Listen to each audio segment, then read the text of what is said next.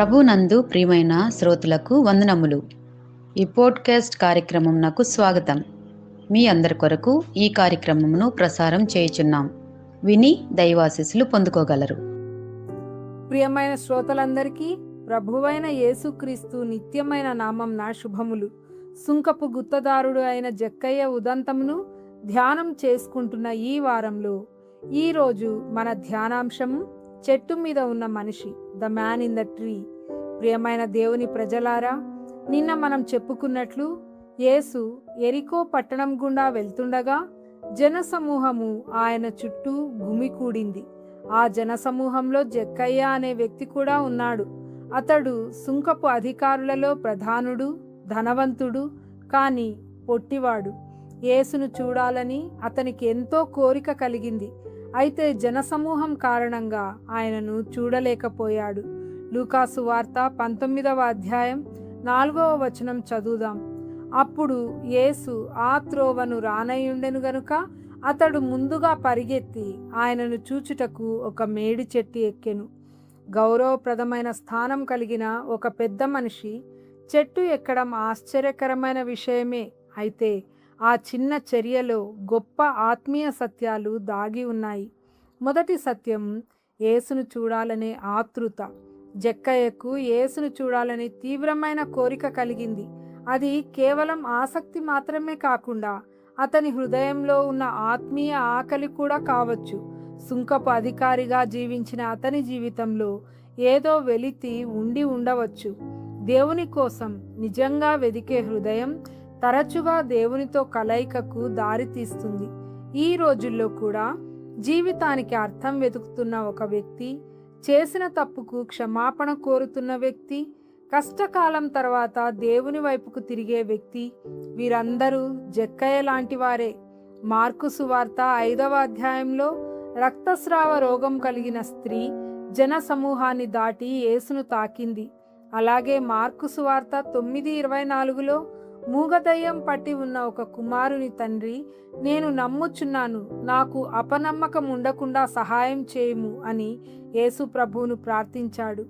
వారి వెదకులాట వారికి ఆశీర్వాదాన్ని తెచ్చింది. రెండవ సత్యం, వినయంతో వేసిన చిన్న అడుగు.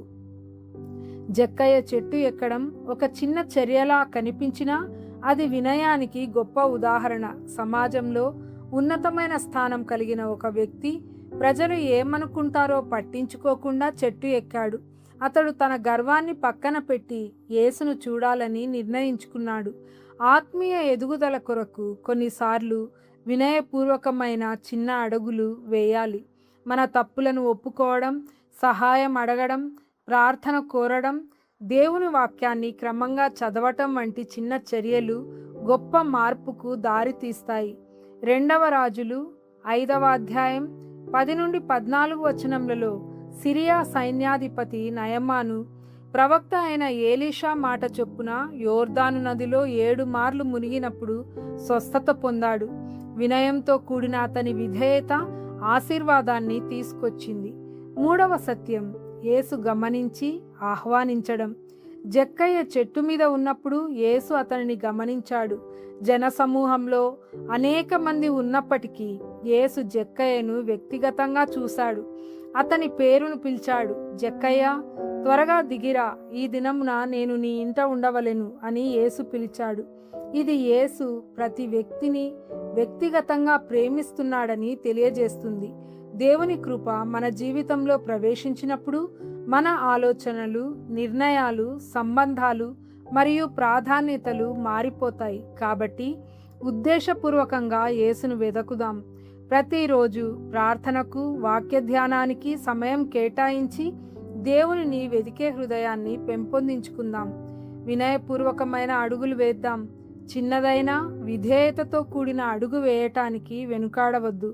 దేవుడు వినయాన్ని ఘనపరుస్తాడు. యేసు పిలుపుకు స్పందించుదాం. యేసును మన జీవితంలోనికి, మన కుటుంబంలోనికి ఆహ్వానిద్దాం. ఆయన మన జీవితాలను మార్చగలడు. జక్కయ్య చెట్టు ఎక్కడం అతని జీవితాన్ని మార్చినట్లే చిన్న వినయపూర్వకమైన చర్యలు మన జీవితాలను కూడా మార్చగలవు. ఈరోజు చెట్టు మీద ఉన్న ఒక పొట్టి మనిషి మనకు ఒక గొప్ప పాఠాన్ని నేర్పుతున్నాడు. యేసును చూడాలనే ఆతృత కలిగిన హృదయం, వినయంతో వేసిన చిన్న అడుగు మరియు యేసుతో జరిగిన వ్యక్తిగత కలయిక, ఇవి జీవితాన్ని పూర్తిగా మార్చగలవు. ఈరోజు యేసు మనలను గమనిస్తున్నాడు, మనలను పేరు పెట్టి పిలుస్తున్నాడు, మన జీవితంలోనికి రావాలని కోరుతున్నాడు. ఈరోజు మనలను మనం ప్రశ్నించుకుందాం. జక్కయ్యలాగా యేసును చూడటానికి చెట్టు ఎక్కటానికి సిద్ధంగా ఉన్నామా?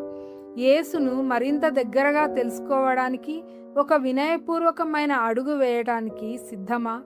లూకాసు వార్త 19:10 ప్రకారం మనుష్య కుమారుడు తప్పిపోయిన వారిని వెదికి రక్షించుటకే వచ్చెను.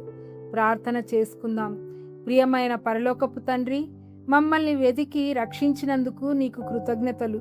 జక్కయ్యలాగా నిన్ను వెదికే హృదయాన్ని మాకు అనుగ్రహించు. వినయంతో కూడిన అడుగులు వేయడానికి ధైర్యాన్ని ఇవ్వు.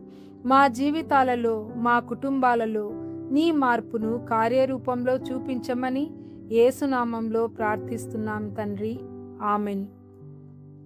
ఈ కార్యక్రమమును గూర్చి మీ సలహాలు మరియు మీ ప్రార్థనా అవసరతల కొరకు మమ్మను సంప్రదించవలసిన మా ఫోన్ నంబర్ 944585085039 మరియు ఈమెయిల్ ఐడి info@fibaonline.org. మా ఫోన్ నంబర్ మరొకసారి 9480585039. Email ID info@fibaonline.org.